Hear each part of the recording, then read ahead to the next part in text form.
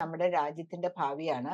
അപ്പൊ അവർക്ക് സമാധാനമായിട്ടും സന്തോഷമായിട്ടും മനസ്സിലൊരു അവഹേളനം തോന്നാത്ത പോലെ സ്കൂളിൽ പോയി പഠിച്ചു കൊണ്ടുവരാനും ഒക്കെ ഒരു കടമ നമ്മളും കൂടി നിർവഹിച്ചു കൊടുക്കേണ്ടതുണ്ട്. ഇവര് പറഞ്ഞിട്ടല്ല, ഗവൺമെന്റ് സ്വന്തമായിട്ട് തീരുമാനിച്ചിരിക്കുന്നതാണ്. കുട്ടികൾക്ക് അവരുടെ ഇതുണ്ടെങ്കിൽ നെയിം ബാഡ്ജും ഓഫീസിന്റെ സ്കൂളിന്റെ ടാഗും ഉണ്ടെങ്കിൽ അതെ. ഇത്രയും പൈസ കൊടുത്താൽ മതി എന്ന് ഗവൺമെന്റ് വെച്ചിരിക്കുന്നതാണ്. അപ്പൊ അതൊരു നിയമമാണ്. അപ്പൊ നിയമം അനുസരിക്കാൻ ബാധ്യസ്ഥരാണ് ബസിന്റെ ഓണർമാരും കണ്ടക്ടർമാരും ഡ്രൈവറും ഒക്കെ. അതുപോലെ കുട്ടികൾ അവർക്ക് അവകാശപ്പെട്ട അല്ലെങ്കിൽ അർഹതപ്പെട്ട അവർക്ക് ഗവൺമെന്റ് കൊടുത്തിരിക്കുന്ന ഒരു എന്താ പറയുന്ന ഒരു കൺസെഷൻ. കൺസെഷൻ അവര് ചോദിക്കുന്നു.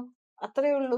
അല്ലെ? പല ഇതിലിപ്പോ ആരെയും കുറ്റം പറയാനായിട്ട് പറ്റില്ല. ഇപ്പൊ ഉം, മാം പറഞ്ഞല്ലോ, ഉം, പ്രൈവറ്റ് ബസ് ഉം, അവരുടെ ഉം, ഓണേഴ്സിന്റെ ഒരു ബുദ്ധിമുട്ട്. ഉം, ഇങ്ങനെയാണെങ്കിൽ ഇത് ചർച്ച നടത്തേണ്ടത് സത്യത്തിൽ ഇവരും സർക്കാരും തമ്മിലാണ്. ഉം, ഇതിപ്പോ ഈ കഴിഞ്ഞ കാലങ്ങളിലെല്ലാം ചർച്ച നടത്തുന്നത് പൈസ കൂട്ടാൻ വേണ്ടിയിട്ടാണ്. ഉം. അപ്പൊ വിദ്യാർത്ഥികൾക്ക് ഇത്തരത്തിലുള്ള അപമാനമോ ഇതൊന്നും ഇല്ലാതെ പോയി വരാനുള്ള ഒരു സൗകര്യം സത്യത്തിൽ ഒരു സർക്കാർ ചെയ്തു കൊടുക്കേണ്ടതല്ലേ? പ്രജിത് വന്ന് പറയുമ്പോൾ ഞാൻ ആലോചിക്കുന്നേ, ഈ സ്ത്രീകൾക്ക് എന്ന് പറഞ്ഞു കൊടുത്തിരിക്കുന്ന കൺസെഷൻ എന്തുകൊണ്ട് വിദ്യാർത്ഥികൾക്കും കൂടെ കൊടുത്തുകൂടാ?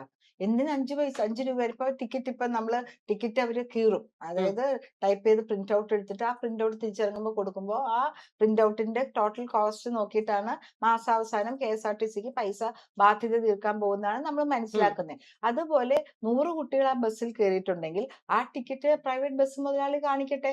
അത് ഗവൺമെന്റ് സബ്സിഡി ആയിട്ട് തിരിച്ചു കൊടുക്കട്ടെ. അങ്ങനെ ഒരു അവസ്ഥ വരുവാണെങ്കിൽ കുട്ടികൾ ഇന്ന് അനുഭവിക്കുന്ന മാനസിക വിഷമത്തിന് ഒരു പരിഹാരമായില്ലേ? ഉം. അവർക്കും ഇതായിട്ട് പോകാം, ഡീസന്റ് ആയിട്ട് പോകാം. അവിടെ നിന്ന് പോകണ്ട. എത്ര ചെറിയ കുട്ടിയാണെങ്കിലും എത്ര വയ്യാത്ത കുട്ടികളും, പ്രത്യേകിച്ച് നമ്മുടെ ആർത്തവ സമയത്തൊക്കെ ആണെങ്കിൽ ഇങ്ങനെ പിടിച്ചു തൂങ്ങി നിൽക്കുക എന്ന് പറഞ്ഞാല് വളരെ ബുദ്ധിമുട്ട്. അതെ, ഇരിക്കാൻ അതെ. സമ്മതിക്കില്ല. ഇല്ല, ഇല്ല. ഇരിക്കാൻ സമ്മതിക്കില്ല. ഈവൻ ഭയങ്കര മോശമായ വളരെ വാക്കുകളാണ്. മോശമായിട്ട് നീങ്ങി നിക്കടി, അവളോ തൂങ്ങി പിടിച്ച് നിക്കുന്ന കണ്ടില്ലേ എന്നൊക്കെ. എനിക്കൊരു ഫ്രണ്ട് ഉണ്ടായിരുന്നു, കുറച്ച് പൊക്കം കുറവാ. ഓടി വന്ന് ഞങ്ങളെ ആരുടെങ്കിലും വയറ്റിൽ ചുറ്റിപ്പിടിച്ച് നിൽക്കും. മുകളിൽ പിടിച്ചു നിൽക്കാനായിട്ട് കിട്ടില്ല. പറ്റൂല. ഇതെന്താണ് ഇവിടെ കെട്ടിപ്പിടിച്ച കളിയാണോ?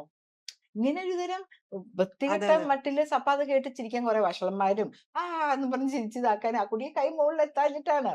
അതെ. അല്ലെങ്കിൽ ഓടി വന്ന് സീറ്റിന്റെ പുറകിലെ ബാറിൽ ഇങ്ങനെ പിടിച്ചിരിക്കും. ഇതൊന്നും ചാരി നിൽക്കും, നീ കേക്കടി. അവിടെ ഇരിക്കുന്ന അമ്മ പോലും ഇങ്ങനെ ഒരു നോട്ടമുണ്ട്, എന്റെ മേത്തേക്ക് എന്തിനാ ചാഞ്ഞു കിടക്കുന്നേ എന്നുള്ള മട്ടില്. ഇത്രയൊക്കെ സഹിച്ചു പോയിട്ടാണ് നമ്മുടെ കുട്ടികൾ IAS-ഉം ഡോക്ടറും എഞ്ചിനീയറും സ്കൂൾ അധ്യാപകരും എന്താ അവർ ആഗ്രഹിക്കുന്നൊക്കെ ആക്കുന്നത്. പക്ഷെ ആ പഠനകാലത്ത് അവർ മനസ്സിൽ അനുഭവിച്ച വേദന ഒരു വേദന തന്നെയാണ്. പല കുട്ടികളോടും സംസാരിച്ചു. അവര് പറയുന്നത് ഇപ്പൊ ഞങ്ങൾ പ്രതികരിക്കുന്നുണ്ട്. സ്കൂളിൽ പഠിക്കുന്ന കോളേജിൽ പഠിക്കുന്ന കുട്ടികൾക്ക് മോശമായിട്ട് കണ്ടക്ടർ പെരുമാറുന്നത് കാണുമ്പോൾ ഞാൻ പ്രതികരിക്കാറുണ്ട്. പക്ഷെ എന്നെ ഇതുപോലെ വഴക്ക് പറഞ്ഞ സമയത്ത് അവിടെ ഇരുന്ന ഒരു ചേട്ടന്മാരോ ചേച്ചിമാരോ എനിക്കൊരു സപ്പോർട്ടായിട്ട്